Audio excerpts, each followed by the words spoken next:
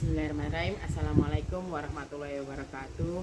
Perkenalkan, nama saya Rahma Pramudia Nawangsari.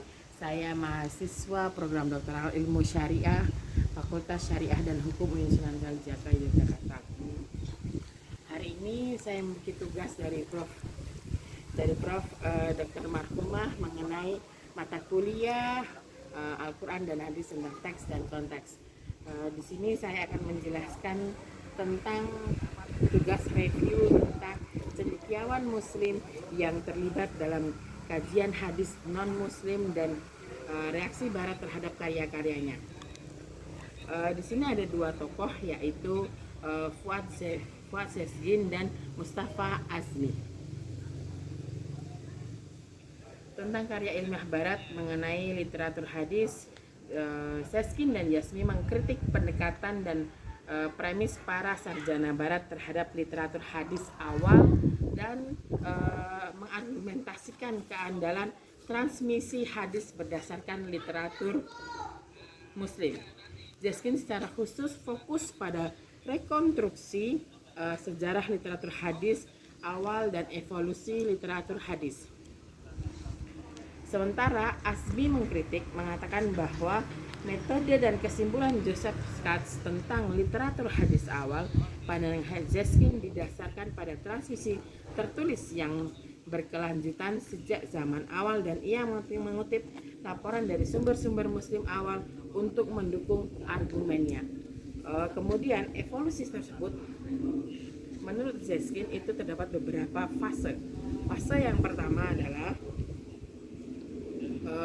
Kitabat al-Hadis, penulis hadis pada masa sahabat, para sahabat dan orang-orang awal tabi'in, penerus yang disebut dengan sahifas. Kemudian fase yang kedua, Tadwin al-Hadis, mengumpulkan hadis-hadis yang tersebar pada kuartal terakhir pada abad pertama dan pada kuartal pertama abad kedua. Kemudian pada fase yang ketiga adalah Tasnif al-Hadis, pengaturan kitab-kitab berdasarkan isi dalam bab yang dibagi lagi mulai pada tahun 125 Hijriah dan seterusnya. Dan menjelang pada akhir abad kedua, kitab-kitab disusun menurut nama-nama para sahabat. Dalam kitab-kitab yang disebut Kitab Al-Musnad, pada abad ketiga buku-buku sistematika diedit dan ditulis. Dalam literatur modern tersebut disebutkan koleksi kanonik 6 pandangan tentang evolusi sastra hadis ini. Lanjut, Sezgin mengatakan bahwa didasarkan pada informasi tentang transmisi tertulis yang berkelanjutannya sejak masa-masa awal dan pada pemeriksaan materi-materi tersebut. Hal ini terlihat dari kenyataan bahwa ketika para penulis atau musnad atau mu'tadidun pada waktu itu mewariskan karyanya dalam bentuk tulisan, mereka saling mengambil alih catatan tertulis tersebut. Kemudian Sezgin berargumen bahwa mendasarkan argumentasinya pada sastra muslim, Sezgin secara konsisten membuat penilaian historisnya terhadap koleksi hadis mirip dengan apa yang diyakini umat Islam pada umumnya. Sezgin mengatakan bahwa beberapa penguasa Umayyah, diantaranya adalah Umar bin Abdul Aziz, memerintahkan agar bahan-bahan hadis dikumpulkan secara resmi karena takut sebagian hilang. Kemudian mengacu pada kritikus hadis muslim klasik, Sezgin mencantumkan 8 metode transmisi hadis diambil tempat sama Qiro, ijazah, munawala, kitabah atau mukattabah, sama dan qiraah melibatkan komitmen pada ingatan, sedangkan yang lain dan bahkan sering sekali dalam praktik sama dan qiro melibatkan materi tertulis. Sezgin lebih lanjut menyatakan bahwa metode penularan ini telah diterapkan sejak masa-masa awal Islam. Dan dengan bantuan bahan-bahan yang diawetkan atau yang sudah dikumpulkan, menurut Sezgin dapat dipastikan bahwa sejak awal dasar tertulis eksklusif untuk penularan tersebut terlibat bahwa nama-nama tertulis dicantumkan dalamnya atau isnad. Kemudian inti lain daripada Zaskin adalah bahwa isnad menunjukkan teks tertulis dan sama sekali tidak menunjukkan transmisi lisan semata. Isnad menyebutkan pengarang dan penyampaian buku yang sah. Zaskin hanya mempercayai apa yang dinyatakan dalam sanad. Hal ini menuntutnya untuk menerima sumber-sumber yang dia kutip, dan dia hanya menganggap teks aktual berasal dari nama-nama yang dilampirkan pada sumber-sumber tersebut tanpa ada keraguan mengenai keasliannya sanad tersebut.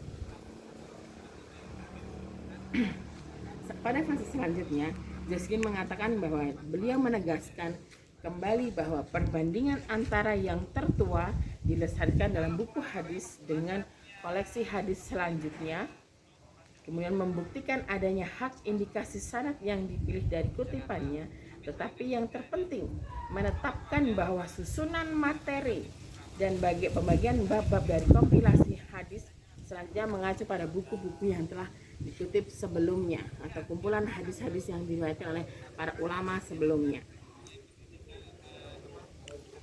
Kemudian pada argumen selanjutnya, Zaskin mengatakan bahwa Asmi berpendapat bahwa penulisan hadis dimulai sangat awal, bahkan pada masa Nabi. Dia kemudian melanjutkan dengan membuat daftar 50 sahabat, 48 penerus pada abad pertama, 86 pada akhir abad pertama dan awal abad kedua.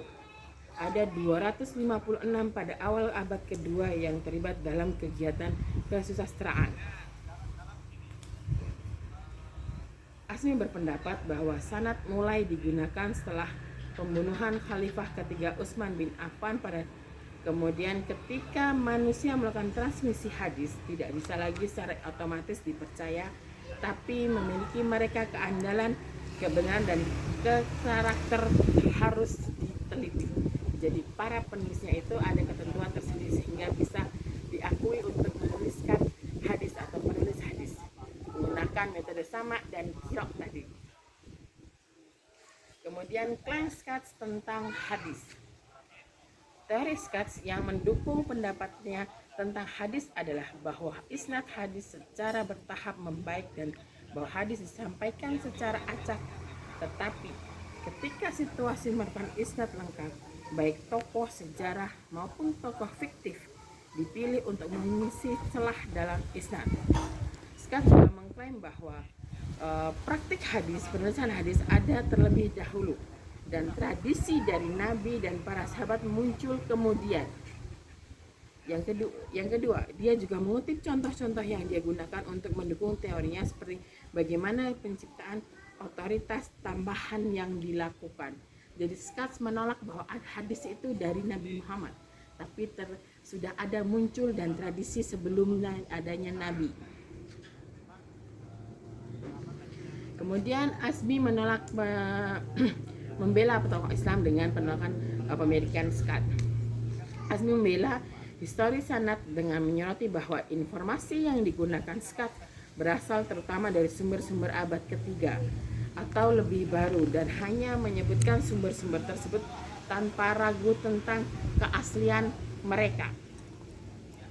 Selanjutnya Asmi menyimpulkan bahwa 4 dari 6 contoh Skatz membuktikan sanad lengkap dicatat sebelum yang tidak lengkap. Hal ini meruntuhkan teori Skatz.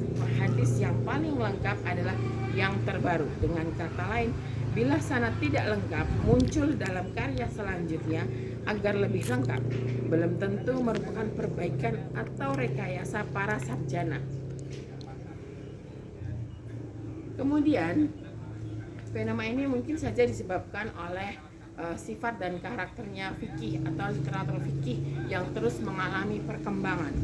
Namun faktanya ada banyak contoh di dalam hadis sastra di mana sanad lebih baik dan lebih sempurna koleksinya. Oleh karena itu, seseorang tidak dapat mengkritik teori bahwa sanad cenderung tumbuh mundur seperti itu. tetapi hanya generalisasi tentang perbaikan terhadap sanad. Sehubungan dengan keasliannya hadis, Asmi umumnya menuduh Skat memiliki inkonsistensi baik dalam teori itu sendiri maupun dalam penggunaan bahan sumber, asumsi yang tidak beralasan dan metode penelitian tidak ilmiah, dan kesalahan fakta-fakta yang ada, sumber rujukan yang masih kurang. Selain itu, ketidaktahuan akan realitas politik dan geografis wilayah tersebut, waktu serta salah penafsiran makna ayat-ayat yang dikutip dan salah paham terhadap metode kutipan oleh para ulama pada abad awal. Selanjutnya, kesimpulan bahwa dalam tulisannya Zeskin mengatakan bahwa Zeskin dan Asmi mengklaim keadaan transmisi hadis berdasarkan literatur Muslim. Zeskin berpendapat bahwa metode transmisi tertulis diterapkan sejak awal Islam, dan ia mengutip laporan dari sumber-sumber Muslim awal untuk mendukung argumennya. Dia juga mencantumkan 8 metode di mana transmisi hadis terjadi pada percaya bahwa penulisan lebih terlibat sejak awal Islam. Asmi juga menyoroti pandangan-pandangan Western scholarship terutama pada pandangan Skat tentang hadis. Demikian presentasi saya mengenai review cendekiawan Muslim yang terlibat dalam kajian hadis non-Muslim dan reaksi Barat terhadap karya-karyanya. Terima kasih, kurang lebihnya saya maaf. Billahi taufiq wal hidayah. Assalamualaikum warahmatullahi wabarakatuh. Demikian presentasi saya untuk mata kuliah Studi Al-Quran Hadis, Teks dan Konteks. Terima kasih. Assalamualaikum warahmatullahi wabarakatuh.